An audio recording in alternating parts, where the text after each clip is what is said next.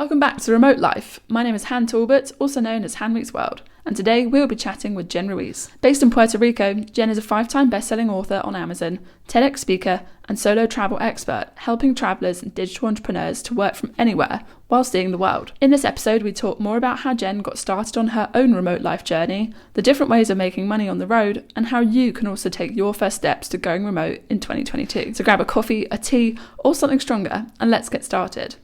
Jen, thank you so much for joining us on the Remote Life podcast. How are you? I'm doing very well. How are you?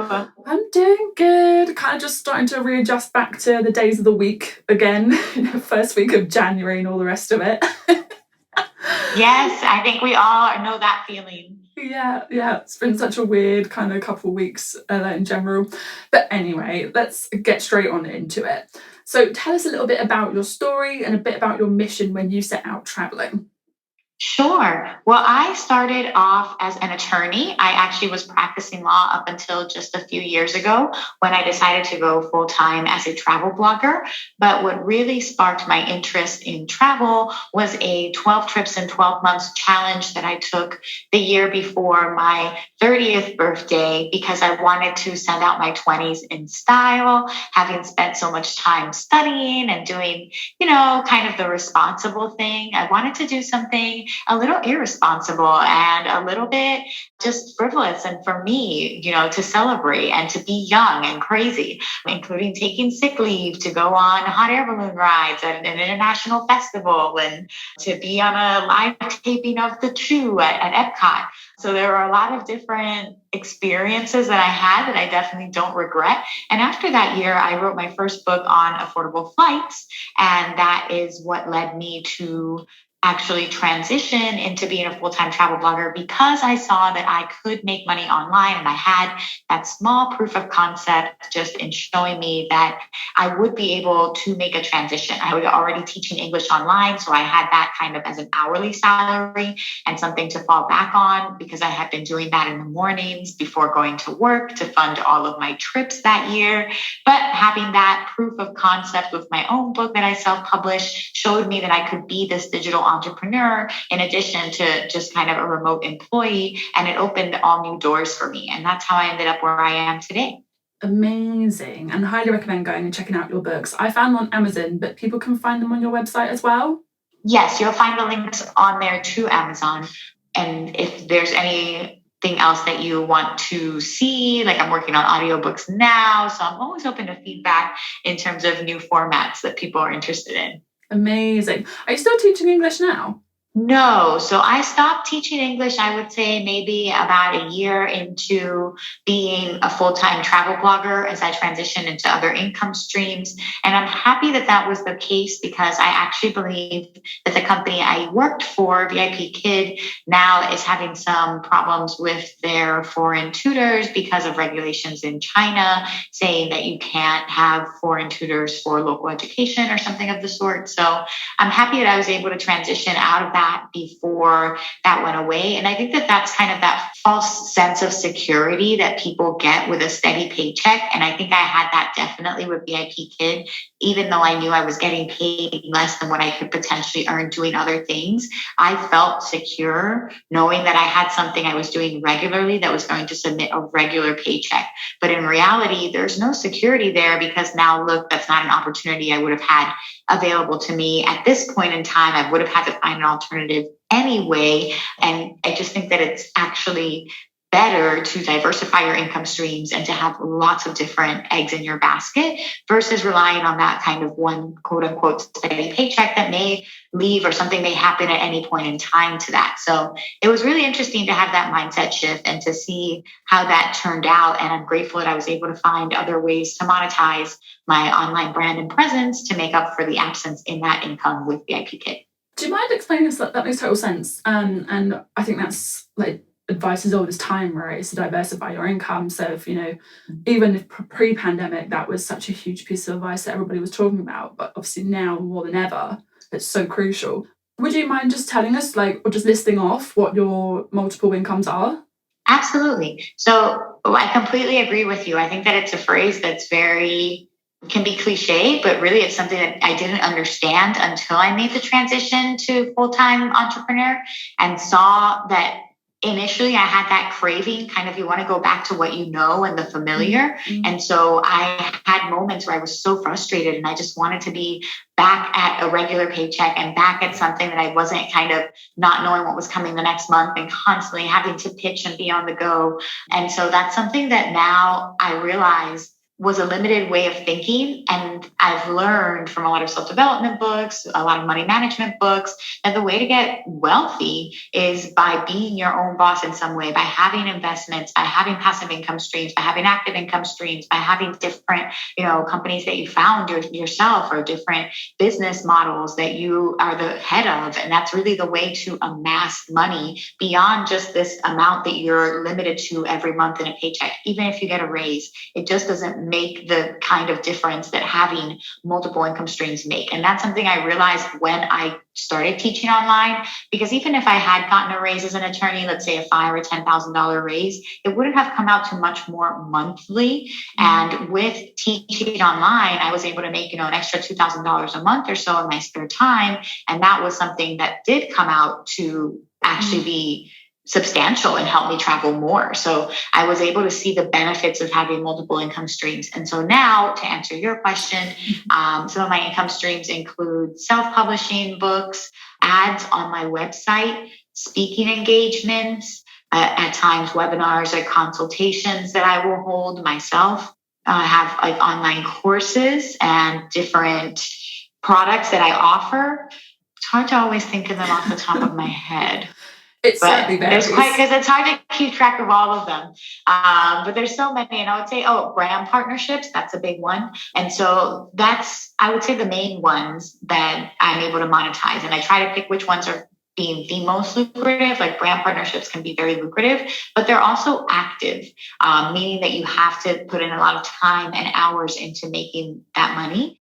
Freelance writing is another one. Freelance travel writing for different outlets. That's another one that can be very time consuming because you have to pitch different outlets constantly. You have to actually write the article. You're waiting months to have it be printed or for you to be paid. So it can be really difficult to pursue some of these different methods. And I try to find which ones are giving me the most money with the most ease and then capitalize off of that. So brand partnerships are one, even though they're active, but things like traffic and revenue to my website that I monetize with ads through Mediavine. That's one of my favorite income streams because it's done on blog posts that I've already published and it's on content that I've already created. So I don't feel the need to constantly be creating new things. I mean, obviously you want to update your blog, but it's just not the same kind of pressure or deadline that you have as when you're part of a campaign and have deliverables due.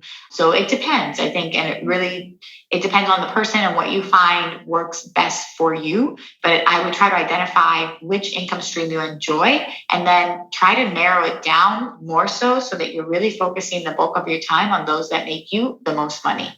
Amazing insights in there. And what I'm kind of getting, and feel free to disagree, but it's almost like a kind of, instead of the age-old earning money for your time, it's earning money for value instead.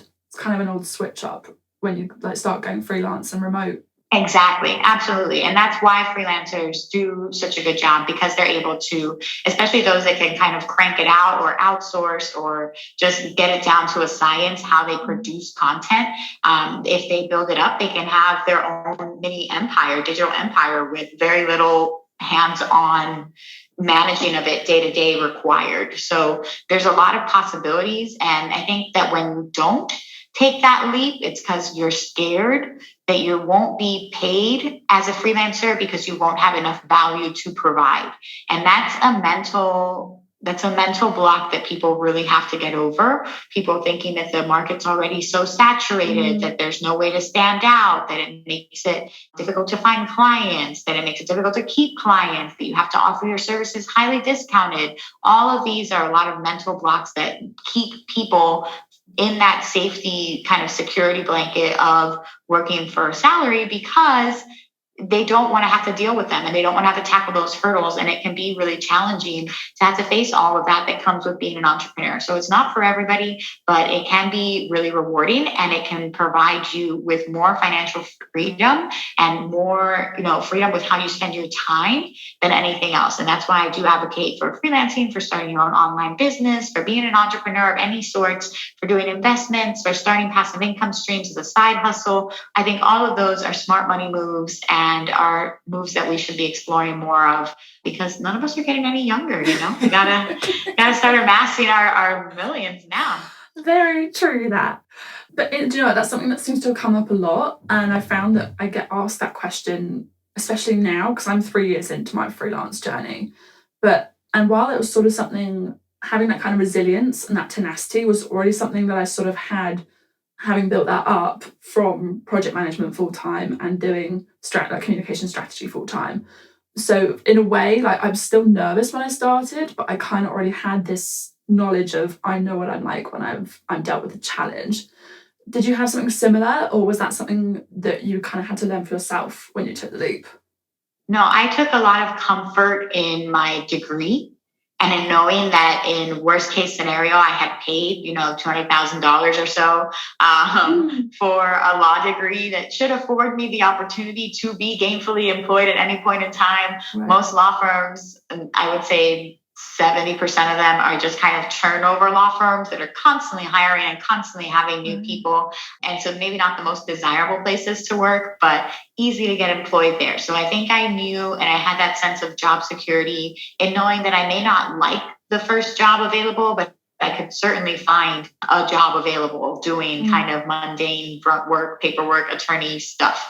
So I took that as a consolation because now I don't use my expensive degree and I maybe didn't need it. But so I try to find what are the pros. And I think having that as something to fall back on, having my title to use if I ever need to, sign off on agreements, negotiate contracts with brands, things of the sort, that really helps me. So it helps me gain credibility when I'm trying to be featured in different outlets. So there are always pros. And I think education was my fallback specifically and how I was able to gain that confidence in going freelance. And then it also took a big humility, spoon to just have to sit there and go from telling people, what do you do? I'm an attorney to like, what do you do? I teach English online. So there were actually months where I didn't even share that with people. And I was just trying to talk about my travel blogging because it seemed embarrassing to go from practicing law to doing like a $20 online teaching gig.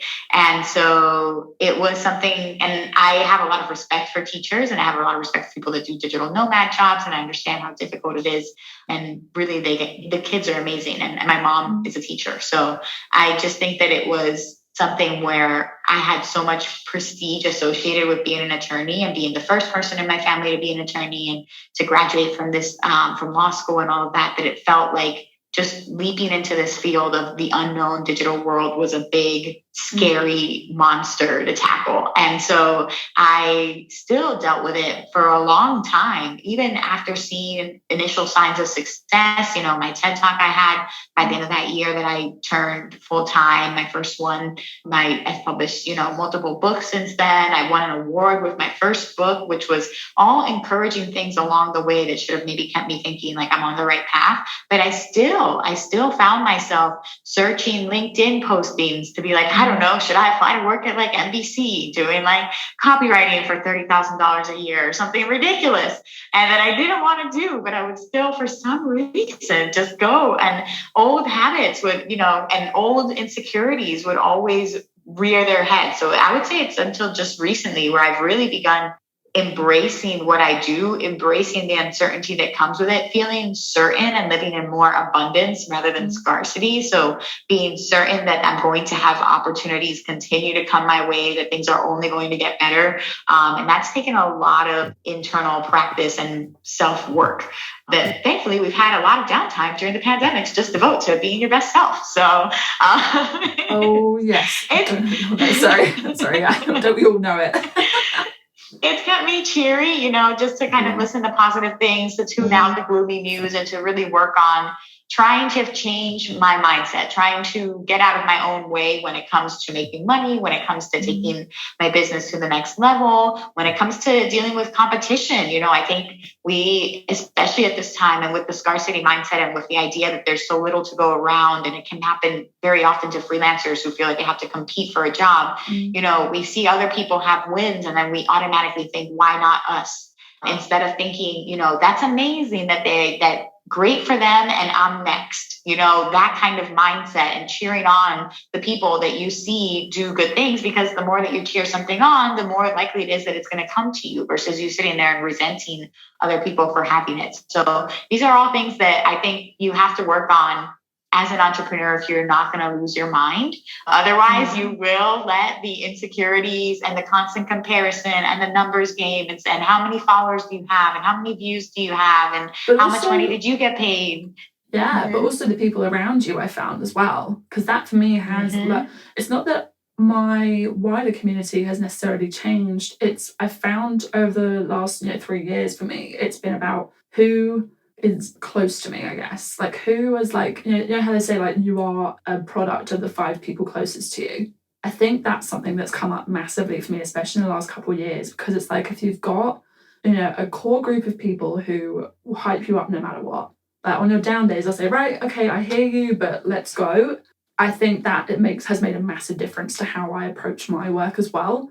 I can't tell if it's the pandemic or if it's just simply that I have adjusted my kind of approach accordingly, like my freelance, not plan, but my freelance mentality, I guess, accordingly, to surround myself with people who are like, you can do this, rather than people who tell me I'm weird for doing something that's not very normal, I say with kind of, in quotes, air quotes. Would you agree? Yes, and your income will actually also be determined by the 5 people that you most associate with. You'll vary like by 20% or so, but it helps to just associate yourself with amazing people in this space. Thankfully, I think in the travel blogging space, there are so many really talented, wise, generous people that want to share their knowledge, that want to connect with you. I've been able to meet a lot of them at conferences. I'm friends with many through Facebook groups and social media platforms. So I think that it's easy to find community if you know where to look and if you're as active in the community as what you hope to get out of it.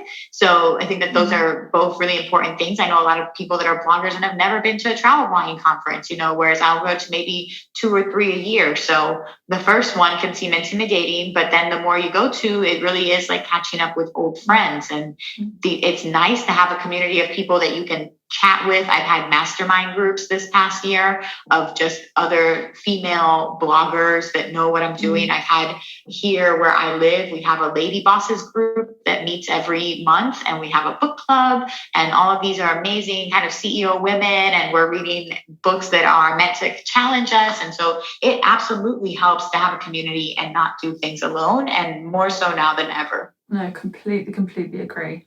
So just thinking about kind of your day-to-day or your average week, what does that look like for you then? Most of the time I'm home. I do like to have a home base. I know other people get a thrill of digital nomad life, but I find I get really anxious when I'm living out of a suitcase and I don't have space for the souvenirs I want to buy, and things are not straight, or, they're really wrinkled, or I don't have any one particular tool I would have at the house that I don't have there, or all my equipment. So I do like to have a home base. And for me, that is Puerto Rico. It has been for the last 2 years. They have generous tax policies here for digital nomads, and I was born on the island, so it was a natural fit.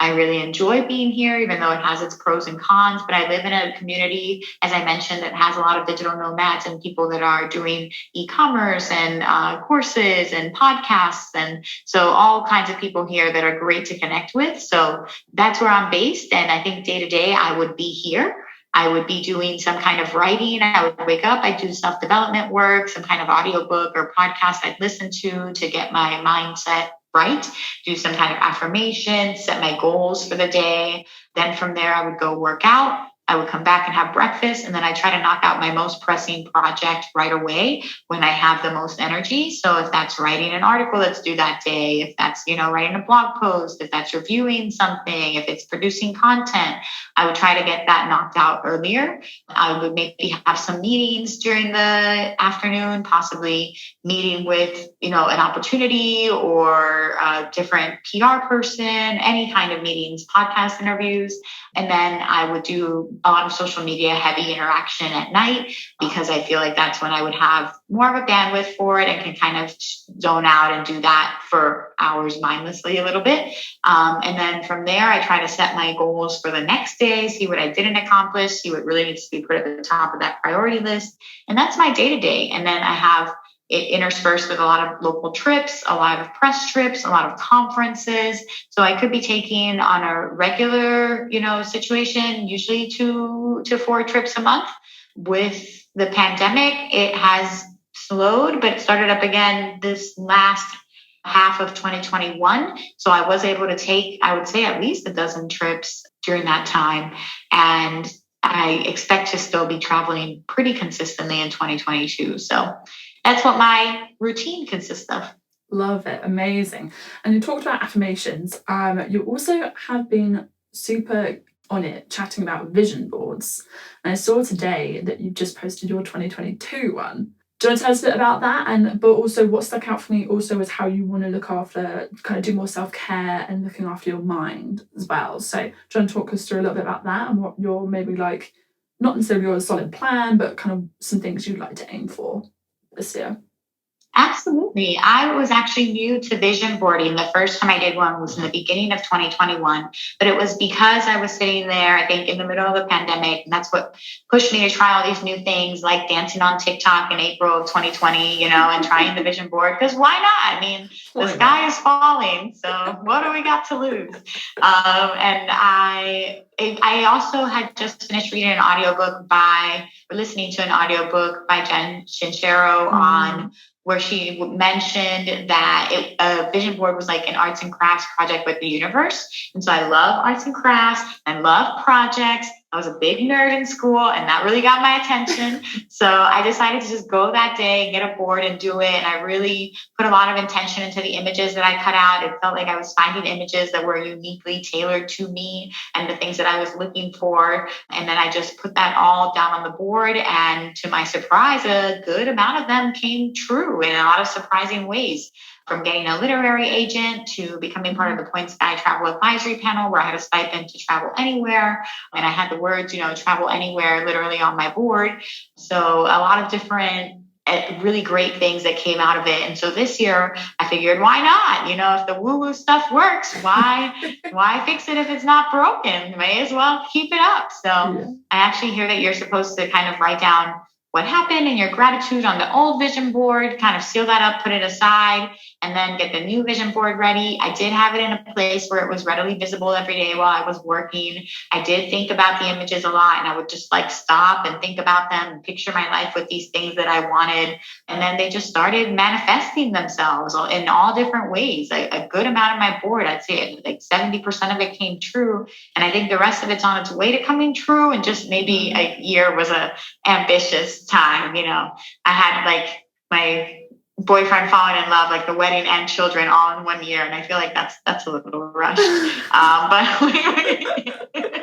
But we accomplished the first part, I think we're on our way to the second. And that's an example of how with my first vision board, I'm realizing how it comes to you and what goals to put on there. Similarly, to go from agent to book deal to having this top book was a lot was going to happen in the first year. But I was very happy to find that I had, taken significant steps in that regard. So I'm very happy with how it came out. I'm excited for this new vision board and what 2022 will hold. And I just don't think that you lose anything by trying it, right? Even if you think it's silly, why not? We're talking about your dreams. So would that not merit you doing something a little silly or trying something outside the box? Because why not? If it helps you get what it is that you want in life, give it a shot.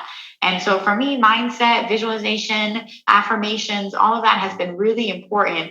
And I do believe in energy. And I think that I've had a different energy since that happened. And since I've really started investing in myself development.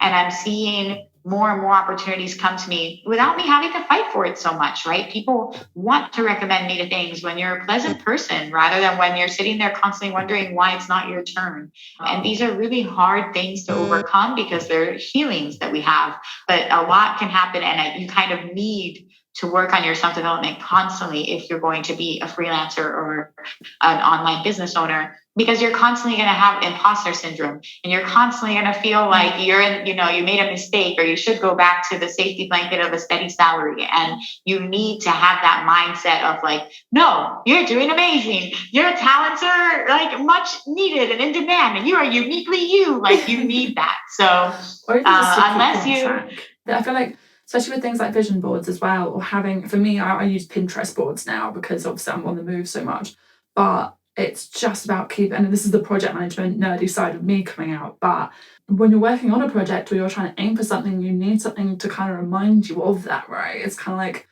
oh yeah, I'm on track, or oh, maybe I could work on a bit of this today. Like, oh yeah, I said I was going to do this. Okay, let's keep the vision alive as well. yes, I totally agree with you. Accountability helps, and that's where it helps to have a community, helps to announce your goals to your community and kind of what it is that you're hoping to do in general, so that people know what you're working on and you don't just back out of it. If you say you're going to write a book, tell people you're going to write a book so that they know to expect your book, and you can't just stop writing it now because you know that you already told people you were writing it. Yeah. So accountability really helps, and your community can go a long way towards that. Completely. And just going back to self-care, like what kind of things do you do, or are you maybe hoping to implement in 2022? Because I feel like that's a big thing that comes up for freelancers. There's, especially now that we're coming out of this sort of hustle, boss girl kind of era, and we're trying to be more aware of how we treat ourselves, like, and when we're working, and even just the work-life balance in general. What are some of the things that you try to keep yourself doing, or something you do for yourself? Definitely fitness routinely. I think that's really important.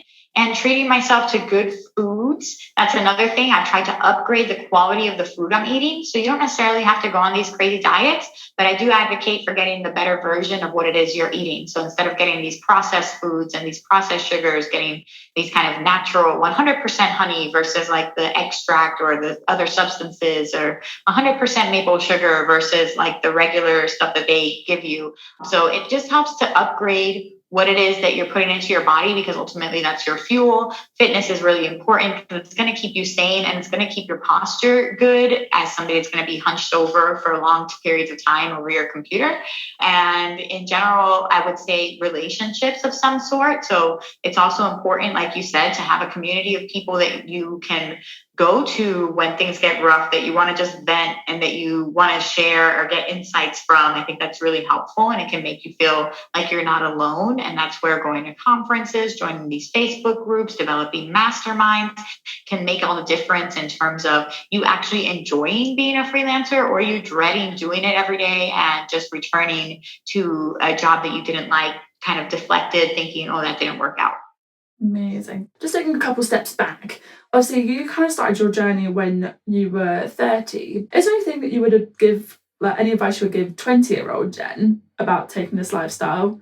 And also, is there anything you would maybe tell 30-year-old Jen knowing what you know now?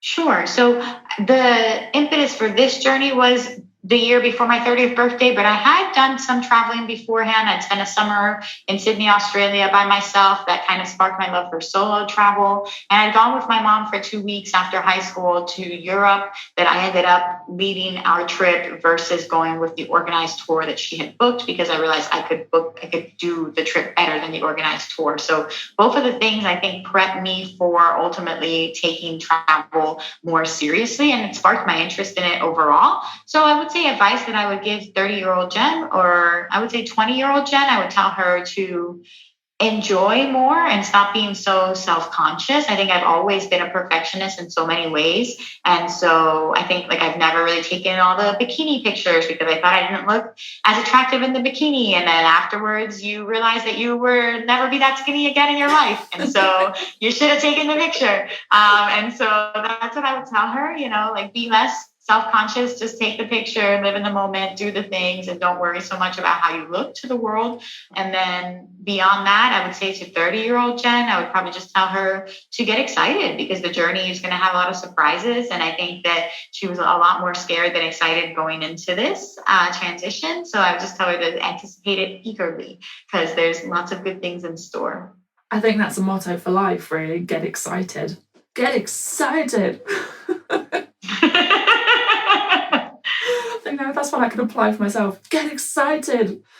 And also we talked a bit about making money already and the ways that you're doing already. And I love just how many there are. Like I feel like people think that there's just not like that many opportunities, but with the internet today, now more than ever, I swear you can make money doing so much. So Jen, final question from me. What would your top kind of pieces of advice be for people who are hoping to take the remote leap in 2022?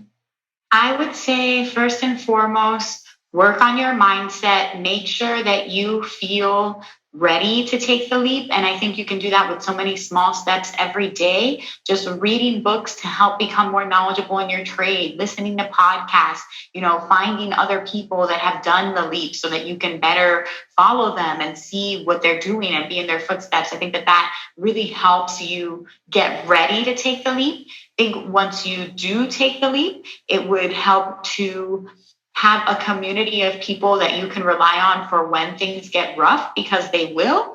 And I think that the quicker that you find that community, the easier your journey will be.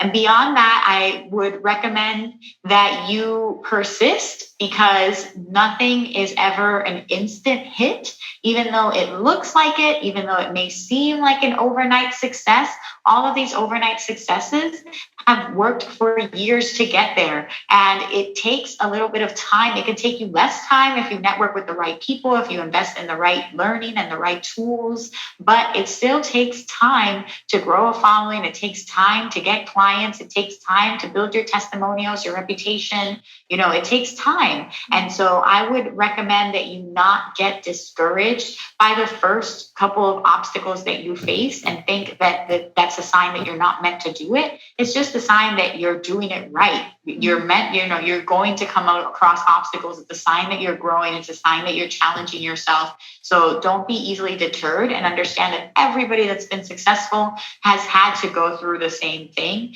Like Nas Daily talks a lot about, he did a 1,000-day kind of video challenge, and he talks a lot about how at like day 150 or something, he was just feeling so dejected, and he'd seen that this other random, cat video on YouTube got 10 million views and his barely got 10. And he was just going to sit there and cry about it that day instead of making another video. I don't know if it was a cat video specifically, but some other video that really didn't have a lot of substance. And he obviously works to make his very substance heavy. Mm-hmm. And so he was going to not just give up. And he decided to do a video again that day, because if he missed it that day, he'd miss it the next day. He would not keep up with the challenge that he set for himself. And so even though it seemed like it wasn't working, even though it seemed like people weren't responding, he still kept going. And now he's one of the most successful content creators out there. So that's a common story that you'll find amongst a lot of successful people, especially in the online space. It may take you a while to find what distinguishes you.